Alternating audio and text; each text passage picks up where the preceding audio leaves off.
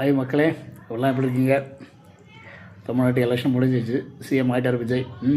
எல்லாருக்கும் வாழ்த்துக்கள். சிஎம் ஆகிருக்கிற விஜய்க்கும் எம்எல்ஏ கேண்டிடேட்டுகள் ப்ளஸ் அமைச்சர்களுக்கு எல்லாருக்கும் வாழ்த்துக்கள். பட் டிவிக்கு உண்மையான ஜெயிச்சிருக்குமா?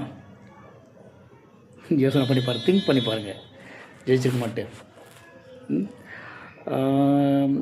மாற்றம் வேணும். நீங்கள் மாற்றம் எப்படி நடந்துருக்குன்னு தெரியது இல்லைப்பா. தமிழ்நாட்டில் சிரிக்குது நல்லால, எல்லாம் பார்த்து நல்லா என்ஜாய் பண்ணுங்கள். கஷ்டப்படுற மக்கள் கஷ்டப்பட்டுட்டு தான் இருப்பாங்க. இதில் யார் பாதிக்கப்படுறது சொல்லுங்கள்? மிடில் கிளாஸு, ஏழைப்பட்ட மக்கள், டெய்லி சாப்பாட்டுக்கு கஷ்டப்படுறாங்களே அந்த மக்கள் தான் கஷ்டப்பட்டு கஷ்டத்தை அனுபவிச்சுட்டு இருக்கிறாங்க. வேறு யாரும் இல்லை.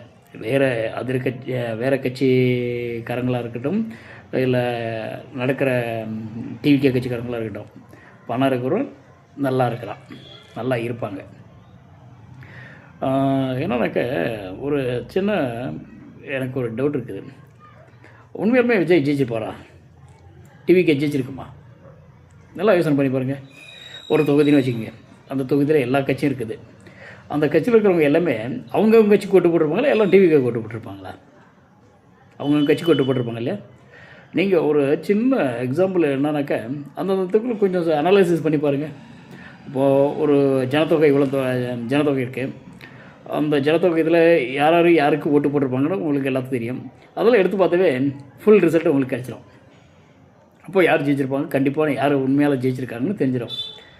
இதெல்லாம் ஜெயிக்காது இவிஎம் மிஷினால் ஜெயித்தவங்க. அதனால தான் இந்த ஆட்டம் போடுறது. இந்த ஆட்டம் பர்மனெண்ட் கிடையாது. அவங்களுக்கு எல்லாத்துக்கும் கொஞ்சம் புரிகிற மாதிரி இருக்கணும். இன்னும் எம்எல்ஏனா என்னன்னு தெரியல, அமைச்சர்னா என்னன்னு தெரியல. ஒரு பொண்ணு கற்பழிக்கப்பட்டு சாவடிச்சிருக்காங்க. அவங்கள கொஸ்டின் கேட்டாக்கா அவங்களுக்கு ஆன்சர் பண்ண தெரியல. ஆன்சர் பண்ண தெரியாதவங்க சிரிச்சுக்கிட்டு இருக்கிறாங்க. ஆன்சர் பண்ண தெரியலன்னா பரவாயில்ல, சிரிச்சுக்கிட்டு இது பண்ணிகிட்டு இருக்கிறாங்க. இந்த மாதிரி கவர்மெண்ட்லாம் நீங்கள் இந்த மாதிரி ஆளுங்களை நல்லது செய்வாங்க. மாற்றம் வேணும். அப்புறம் என்ன, இப்போ தான் ஒரு மாதம் தான் ஆகுது, 10 நாள் ஆகுது, 15 நாள் தான் ஆகுது அப்படின்றீங்க. ஏன் 10 நாள் 15 நாளில் இப்போ சிஎம் இல்லையா அது பேர்? இல்லை அவங்களுக்கு எம்எல்ஏன்னு பேர் இல்லையா? இல்லை அவங்களுக்கு அமைச்சர்னு பேர் இல்லையா? இவங்கெல்லாம் இப்போ பேர் இல்லாமல் தான் இருக்காங்களா? ஃபஸ்ட்டு மாற்றம் வேணும்னாக்க அந்த மாற்றத்துக்கு என்ன மாதிரி தகுதியான ஆளுங்களை தேர்ந்தெடுங்க. நான் ஏற்கனவே ஒரு வீடியோ போட்டிருக்கேன். அந்தந்த கட்சிக்காரனுக்கு நான் சொல்ல கிடையாது, நான் ஒரு கட்சியில் இருக்கிறதால சொல்ல கிடையாது. பட் நமக்கு யார் நல்லது போனாங்களோ அவங்களுக்கு போடுங்க. ஏன்னா மக்களுக்கு யார் நல்லது செய்வாங்களோ அவங்களுக்கு போடுங்க. யாரும் பண்ண மாட்டாங்க. மக்கள் என்றைக்கும் கஷ்டப்படுறவங்க கஷ்டப்பட்டுக்கிட்டு தான் இருக்கணும். நல்லா இருக்கவங்க ஜாலியாக இருக்கவங்க இருந்துக்கிட்டு தான் இருப்பாங்க. இது எந்த காலத்துலேயும் மாற்றங்கள் நடக்காது. ஓகே.